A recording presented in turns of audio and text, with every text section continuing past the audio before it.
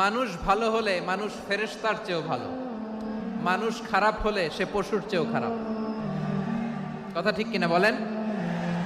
ভালো হলে ফেরেশতার চেয়েও ভালো, খারাপ হলে পশুর চেয়েও নিকৃষ্ট। তার মানে শ্রেষ্ঠত্বে মানুষ, শ্রেষ্ঠত্বে ফেরেশতাকে হার মানায়, আর অধপতনে শ্রেষ্ঠত্বে ফেরেশতাকে ছাড়িয়ে যায়, আর অধপতনে পশুকেও হার মানায়। আই রিপিট, আমি আবারও বলছি, মানুষ শ্রেষ্ঠত্বে ফেরেশতাকে ছাড়িয়ে যায়, আর অধপতনে সে পশুকেও হার মানায়। আওয়াজ করে বলতে হবে ঠিক কিনা?